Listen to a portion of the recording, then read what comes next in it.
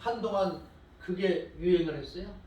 그런데 이 팬데믹으로 사람들이 죽어가니까 교회가 차고 넘치는 역사가 일어난 줄 믿습니다. 뭐 차고 넘치진 않지만 어떤 사람들이 다 하나님을 찾는 거야. 예수님을 찾고 야 세상에 과학이나 의학이나 세상에 뭐 정치나 의지할 것이 아니구나. 오직 의지할 분은 하나님밖에 없구나. 이것을 다시 찾기 시작한 것입니다. 이태리에도 세계에서 뭐 인구 비례로 최고 많이 사람이 죽어갔을 거예요. 근데 그 사람들이 전부 다 하나님 앞에 기도하는 자들이 엄청 늘어난 거예요. 혼자 있는 처소에서 아니면 넓은 옥상에서 또 광장에서 이런 데서 사람들이 뿔뿔이 흩어져서 기도하는 사람들이 늘어나고 이 팬데믹의 역설로 하나님께 돌아오는 자들이 많아지고 있습니다. 우리나라도 교회가 뭐 이렇게 모이지 못하게 하면 교회가 무너질 줄 알았죠? 그러나 사람들 믿음은 더욱더 좋아지는 줄 믿습니다. 할렐루야.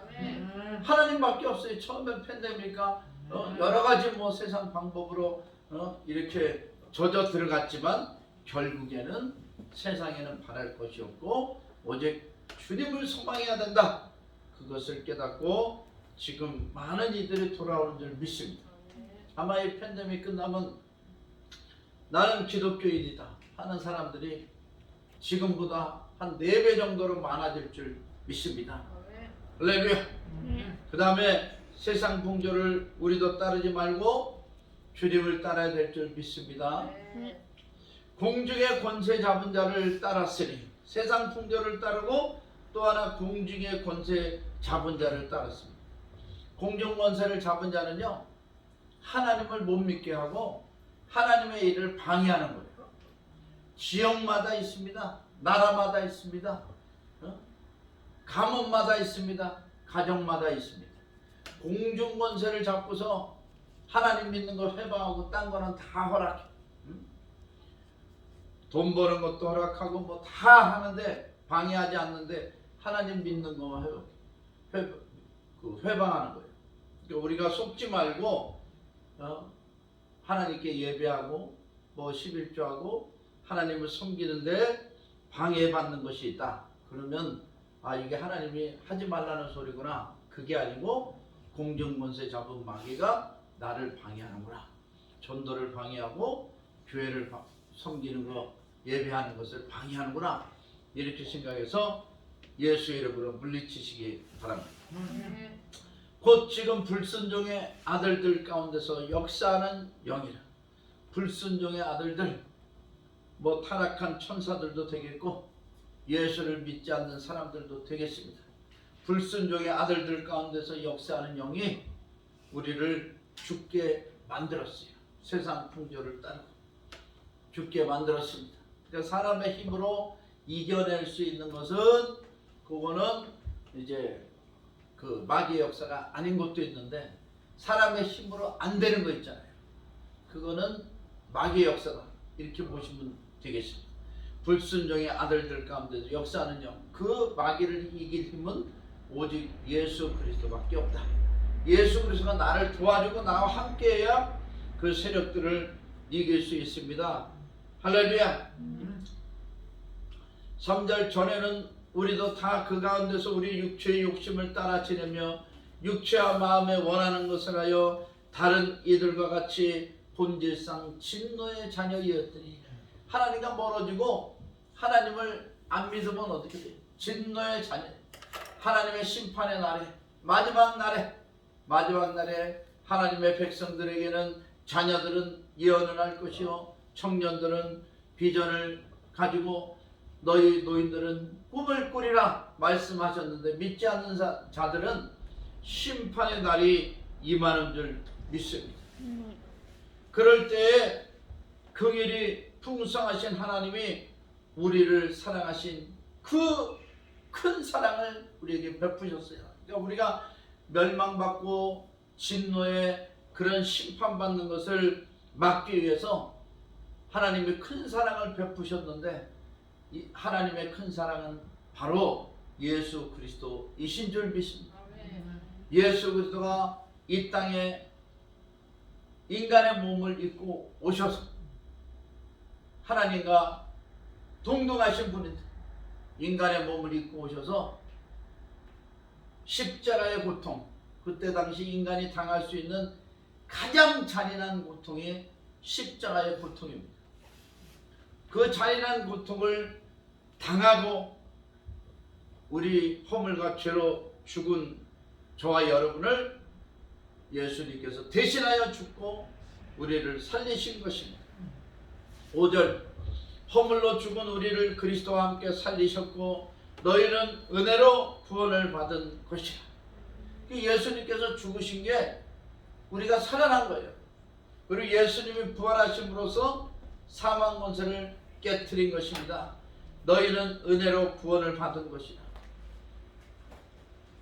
우리가 구원을 받은 것은 우리의 잘해서 하나님을 예배를 잘해서 몇 대째 기독교인 가정이니까 이래서 구원받은 것이 아니라 십자가에 달리신 예수 그리스도 때문에 저와 여러분이 구원받은 줄 믿습니다.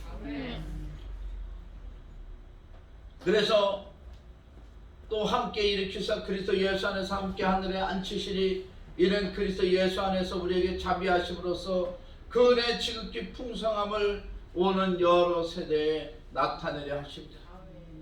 오는 세대들을 구원하시기 위함이다. 너희는 그 은혜에 의하여 믿음으로 말미암아 구원을 받았느니 이것은 너에게 난 것이 아니요 하나님의 선물이다. 구원은 하나님의 선물입니다. The gift of God. 하나님의 선물. 예수 그리스도는 하나님의 큰 사랑이고 예수 그리스도의 십자가는 우리에게 주신 큰 은혜요 선물인 것입니다. 우리가 잘해서 그 십자가가 피를 흘린 게 아니에요. 하나님의 계획과 그 사랑 때문에 예수 그리스도가 우리를 살리신 줄 믿습니다. 9절 보겠습니다. 행위에서 난 것이 아니니 이는 누구든지 자랑하지 못하게 하려 합니다. 우리의 행위가 아니라 이거죠. 하나님의 무조건 선물입니다. 선물은 주는 자의 몫입니까? 받는 자의 몫입니다. 선물은 주는 사람 마음. 하나님 우리에게 그 큰 구원을 사랑을 주식으로 작정하셔서 우리에게 주신 것입니다. 누구든지 그 선물을 받고 아멘하면 구원받은 줄 믿습니다.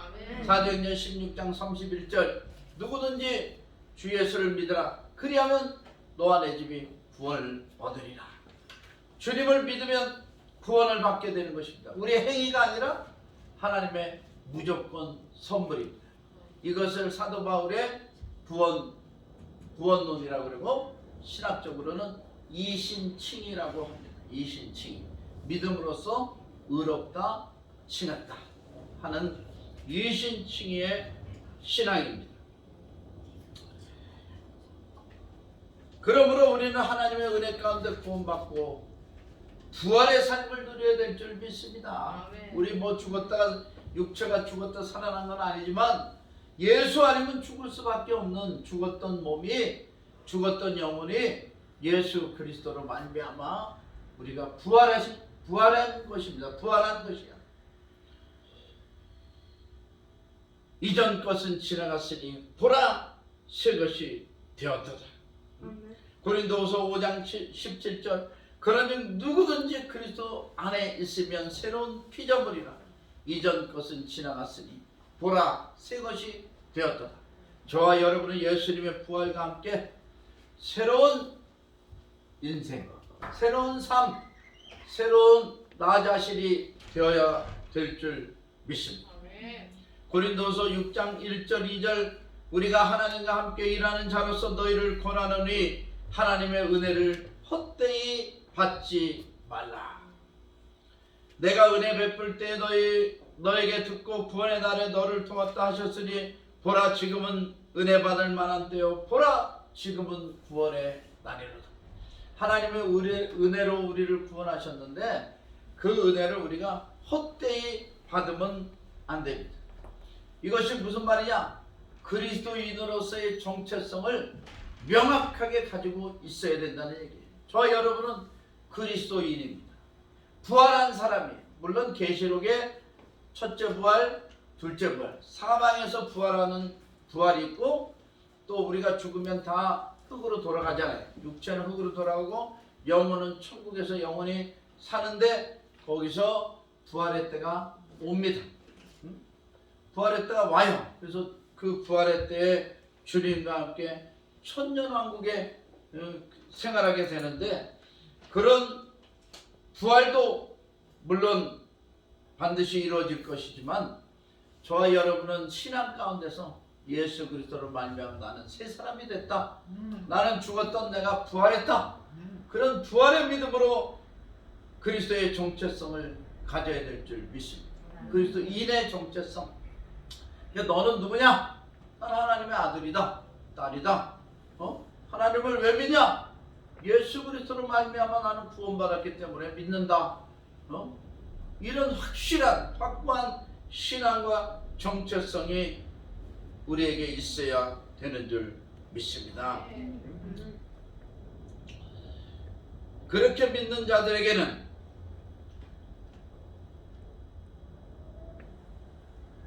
8절 6장 고린도후서 6장 8절에서 10절 영광과 욕됨으로 그러했으며 악한 이름과 아름다운 이름으로 그러했느니라. 우리는 속이는 자 같으나 참되고 무명한 자 같으나 유명한 자요 죽은 자 같으나 보라 우리가 살아있고 징계를 받는 자 같으나 죽임을 당하지 아니하고 근심하는 자 같으나 항상 기뻐하고 가난한 자 같으나 많은 사람을 부유하게 하고 아무것도 없는 자 같으나 모든 것을 가진 자로다. 할렐루야. 모든 것을 저와 여러분은 가진 자. 그래서 우리 보러 새 사람이라 그러는 거예요. 에베소서 4장 22절 너희는 유혹의 욕심을 따라 썩어져가는 구습을 쫓는 옛사람을 벗어버리고 오직 심령으로 새롭게 되어 하나님을 따라 의와 진리의 거룩함으로 지으심을 받은 새 사람을 입으라. 새 사람을 입어야 돼요. 연세대 초대 총장이었던 백낙준 박사님, 백낙준 박사의 아버지는 박수무당이었습니다. 불광동에서 뭐 유명했는지 무명했는지 모르지만 하여튼 옛날에 다 판자촌이었죠. 그때 당시에 불광동도 아주 뭐 산동네 유명합니다. 불광동, 홍제동, 산동네 판잣집 유명해요.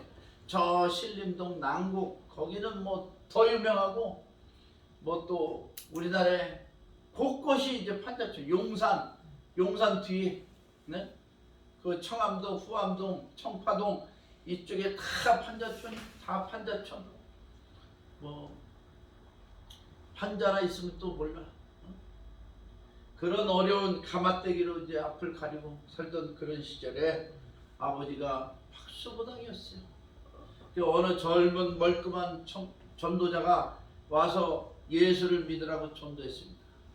그랬더니 이 아버지가 너 잠깐 기다려.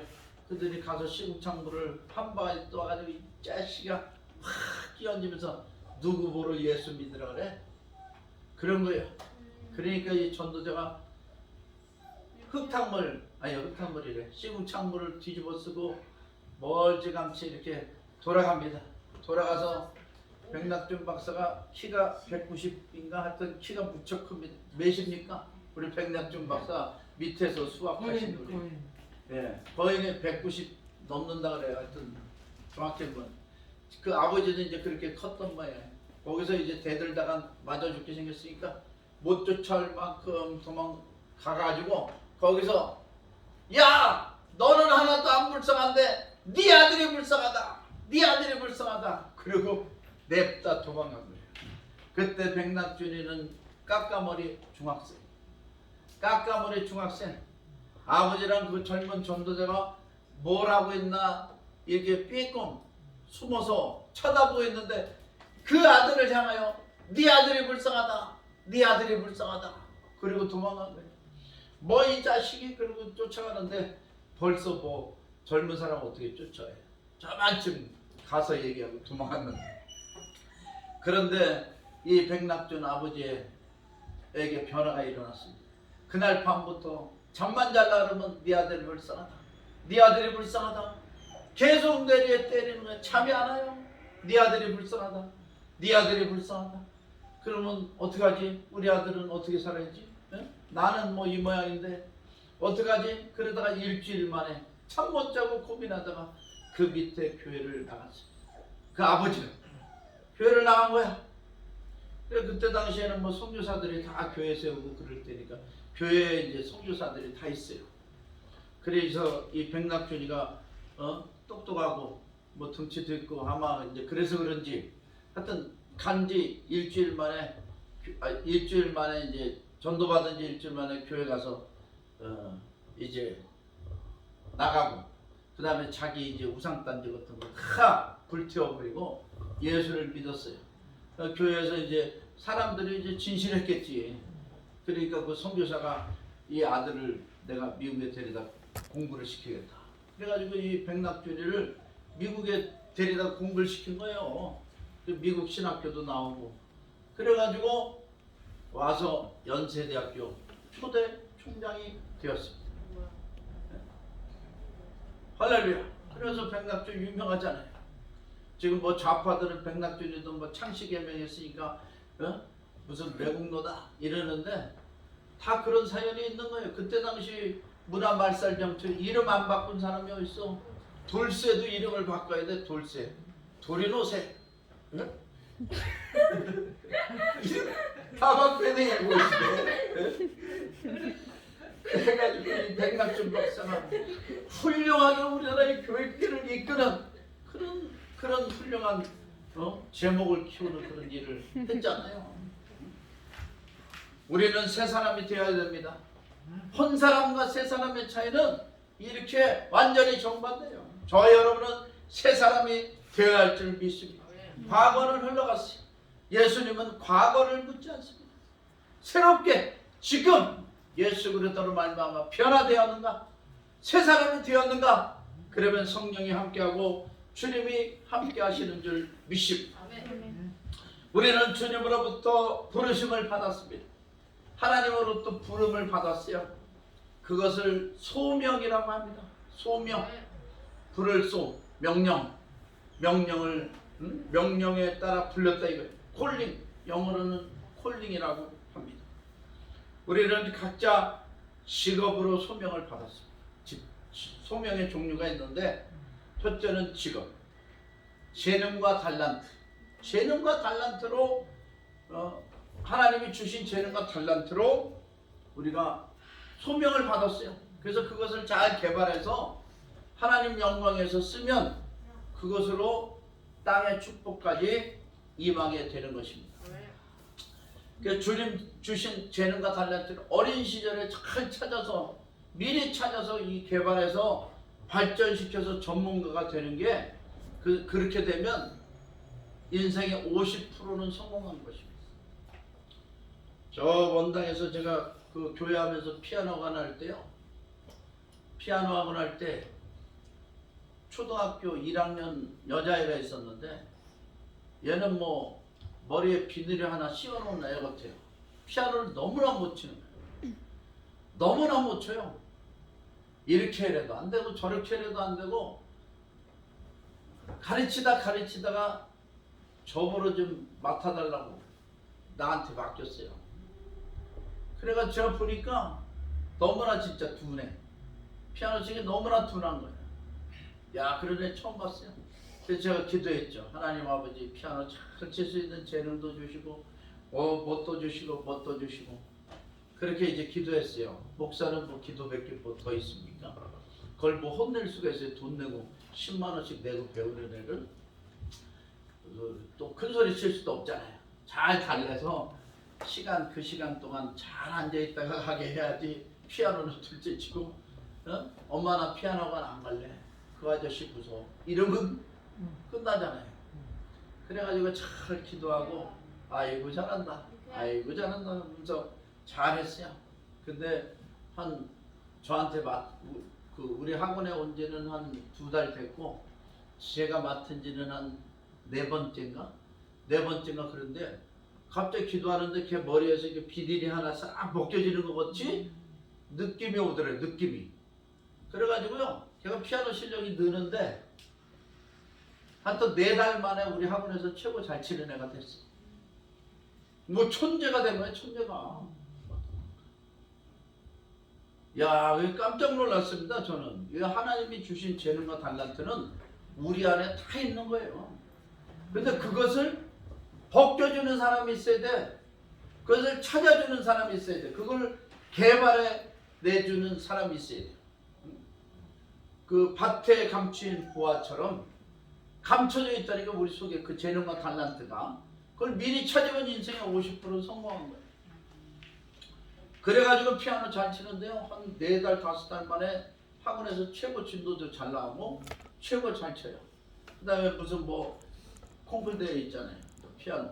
거기서 또 상도 타고. 근데 걔네 엄마는 그런 거 몰라요.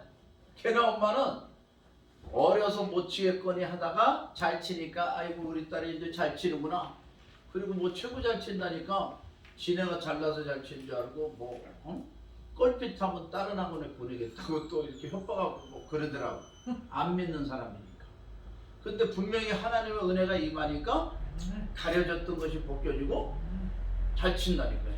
그러니까 우리도 혹시 못하는 게 있으면 재능이 안 맞아서 못하는지 아니면 이 고비만 넘으면 정말 천부적인 재능이 나타날 것인지를 잘 파악해야 돼요. 그리고 한번 도전해 봐야 됩니다.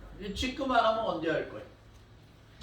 변예일도 한번 도전해 보시기 바랍니다. 할렐루야. 네. 자, 그 다음에 은사. 하나님 주신 은사가 있어요. 다 비슷한 말인데 세상 말로는 재능, 우리 성경적으로는 탤런트. 달란트의 원어가 탤런트입니다. 하나님 주신 달란트. 우리 다 군뱅이도 구우는 재주가 있다고 하나씩 이상 우리에게 다 주셨어요. 그 은사만 찾으면 돼. 세상에 재능이 없는 사람은 없습니다. 그리고 은사가 있어요. 은사는 뭐냐면 막 뭐 악기를 잘 다루고 뭐 춤을 잘 추고 뭐 이런 거는 아닌데 뭐 사랑을 베푸는 은사라든가 남을 섬기는 은사라든가 그 다음에 뭐 식사를 막 차리는 뭐 서빙하는 은사, 섬기는 은사, 뭐 여러 가지 은사가 있어요. 은사가. 그 은사도 소중합니다. 그 은사를 잘 살려서 우리가 소명을 감당해야 되고요. 그 다음에 전공. 그러다 보면 이제 그게 전공이 되죠. 그 전공이 전혀 맞지 않는 걸 하면 뭐 이제 문제가 있지만 하여튼 언젠가 자기가 그 달란트와 은사를 찾아서 그 길을 가면 보람도 있고 기쁨도 있어요. 저도 무역 오륙 통성한다고 원단 20kg짜리 메고서 얼마나 생겼는지 몰라. 여기도 막 계단 다 올라오고 우리 다정이가 고생했죠. 그 20kg짜리 막 14개 올려다 놓고 또 내려서 공장으로 갖다 주고. 야, 근데 쉽지 않더라고. 공장에서도 또 들고 올라가고 또 들고 내려오고 뭐 이제 그랬는데 그러면서 아주 몸이 아주 뭐 아리백인 게 아니라 이게 아주 지쳐가지고 힘들었어요. 힘들었는데 힘들면 그만해야 될 텐데 마음이 기쁘면서 무슨 생각이 드냐면 아이고 내가 목회도 못하고 잘 못하고 선교도 잘 못하고 이게 그러는데 설교는 잘하고 찬송 잘하고 기도 잘하는데 목회는 또 다르더라고요. 그래가지고 목회도 못했는데 내가 무역이나 잘해가지고 선교교회나 실컷 줘야 되겠다. 선교사들이나 실컷 도와야 되겠다. 이 마음이 막 기쁨으로 샘솟는 거예요. 그러니까 그 무거운 걸 들고도 하나도 힘이 안 들어. 몸은 힘들어도 마음은 즐거운 거예요. 그러니까 그게 이제 전공을 할 때 자기가 전공을 할 때 이제 그런 기쁨이 나는 거예요. 힘들고 어려워도 전공만 맡으면 아주 기쁨이 샘솟는 거야. 그래서 이제 언제 힘들었냐는 듯이 이겨내고 앞으로 이제 잘 돼가지고 직업적인 소명도 잘 감당할 줄 믿습니다. 그 다음에 기술 시술을 가지고도 얼마든지 자기가 맡겨진 일을 하면서 축복 받으면서 그 다음에 하나님의 그 일꾼으로서의 그 섬김도 감당할 수 있습니다. 할렐루야. 네. 저기 뭐 이문동의 부설 의사, 제가 아는 의사 한 분은 병원도 조그매요. 이렇게 조그만데 환자들이 항상 배어터집니다. 그 의사가 치료하는 비법은 뭐냐? 거기만 병원에 가면 잘 낫는다는 거야. 그러니까 뭐 환자들이 많이 몰려오는데 그 의사는요, 별다른 게 있습니까? 별다른 거 없어요. 저는 환자를 다 진료하고 기도합니다. 기도합니다. 그러니까 하나님이 다 고쳐주는 거야. 더 좋게 하는 거야. 그러니까 사람들은 매어 오는 거지. 자, 직업적인 소명을 가지고 하나님의 부르심에 응답하시고 하나님께 영광 돌리시기 바랍니다. 그리고 직분 소명도 있습니다. 어떤 사람 목사로, 선교사로, 교사로, 은사자로 하나님 우리의 직분으로 부르셨어요. 권사로, 집사로, 장로로 이렇게 부르셨기 때문에 그 직분을 가지고도 하나님의 부르심에 응답하고 섬김과 봉사의 사명을 감당해야 됩니다. 그 다음에 시대적인 소명이 있어요. 이 시대에, 팬데믹 시대에 우리는 하나님 복음을 위해서 일해야 될 줄 믿습니다. 마가복음 16장 15절 너희는 온 천하에 다니며 만민의 복음을 전파하라. 믿고 세를 받는 자는 구원을 얻을 것이요 믿지 않는 자는 정죄를 받을 것입니다. 우리는 온 천하에 다니며 만민의 복음을 전파해야 될 줄 믿습니다. 선교사 목사가 아니더라도 꼭 자기 직업을 가지고 세계로 나가서 외교관이 되든 무슨 회사 사장이 되든 또 파견 직원이 되든 거기서 하나님을 잘 섬기는 자체가 하나님의 소명에 응답하는 길입니다.